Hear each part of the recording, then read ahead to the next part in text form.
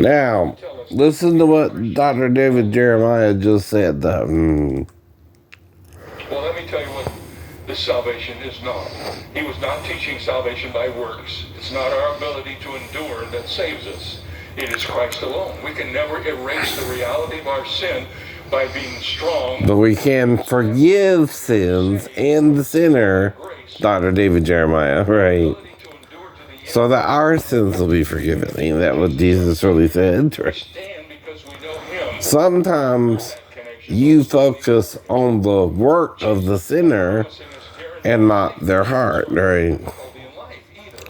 You sin because your heart leads you astray into sin, right? In the world, you will have tribulation, but be of good cheer, I've overcome the world.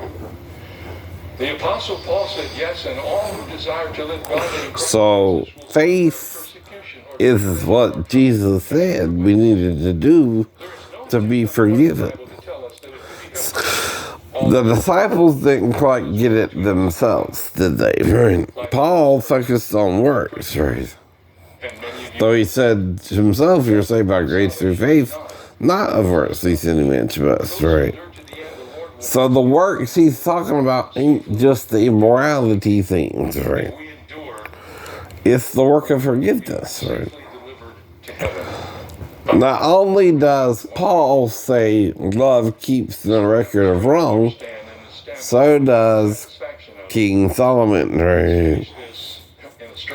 In the Old.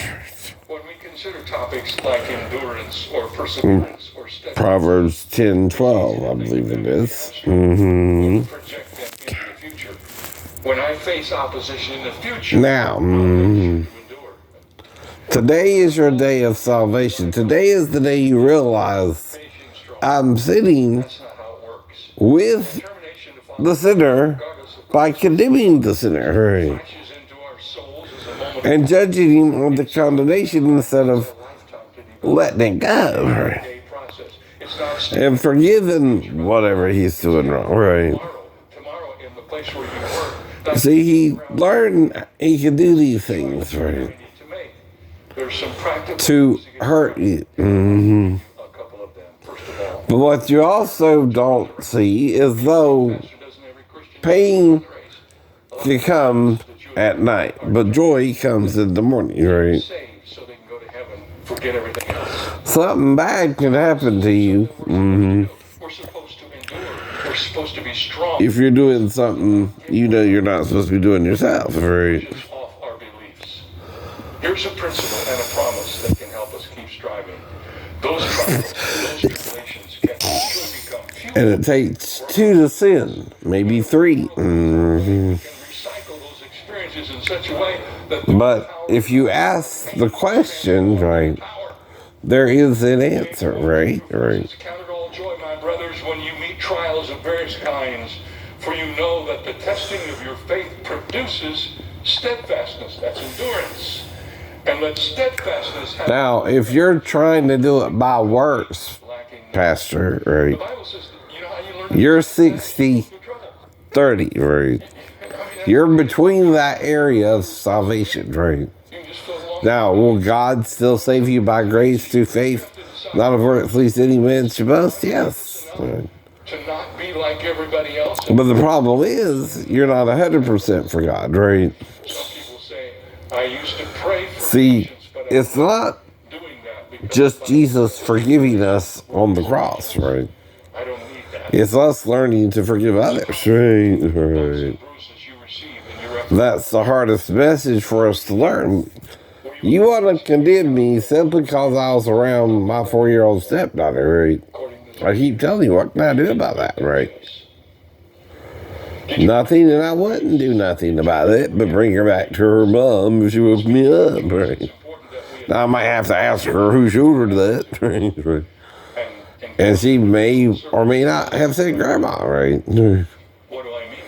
But if she did, grandma's the one who raised her for 4 years, well, whatever happened there, right? And see, my ex-wife shouldn't have went there, right? And asked a 4-year-old what we did because she wouldn't understand it, right? That attitude is not what the Bible is talking about. It's not befitting of servants of the King of Kings. But if I did it, Christians were called not only to to help her, right? we have been commanded It wasn't how the child would perceive it, right? and for that to happen, Because she's 4. the love and grace and goodness of the one we follow. And I'm confused about her own behavior around me, right? As Jesus predicted, It don't mean I'm trying to do something sexual with her, though, right? radiating the love of Christ. I might just be trying to smell it, right? We can rejoice in hope. We can be But if the mom becomes steadfast. prejudiced, right, So determined to run your race. and thinks I don't have the right to do that to her child when she don't know what I was doing with her child, right? Nobody wants to be a And I didn't know what to say if the girl said Grandma showed her that after I people of Christ. had to figure out what was going on, right? Thing and the joy comes from I'm trying to forgive the grandma, too, right? nobody can understand it if they're If Christian. she's the reason the child was confused with me, right? Finally, determined to read. And whatever happened there, right? Without going too far into Doing this very well, the reasons the child would actually come in there to me, no matter where you are. which would normally be hopefully just to pee or Do better. maybe poop or needed a bath in her own mind. I don't know. To run your race. But those are Choosing to react the normal reasons, right? and finally She might would wake me up anyway without being suspicious going until you too much myself at first, right? You would think, right? Shinzo Kanekuri, who was the first athlete to represent Japan in Olympic Games. This was the 1912 Olympics in Stockholm. Interesting. Kanekuri was an exciting newcomer for the American. Brought up Japanese. At just 20 years old, he had set a world record the year before. Expectations were very high. Unfortunately, for Kanekuri, things did not go as planned. After a brutal journey from Japan that took almost 3 weeks, he was in rough shape prior to the start of the Olympic marathon. And to make matters worse, that event was run on an especially balmy day in Sweden with high temperatures and skyrocketing humidity. After about 16 miles into the race, Kanekuri faltered. He stumbled into a local garden and collapsed. He was eventually found by a Swedish family who nursed him back to health with raspberry juice, cinnamon rolls, and a comfortable bed. Despite that kindness, the Japanese runner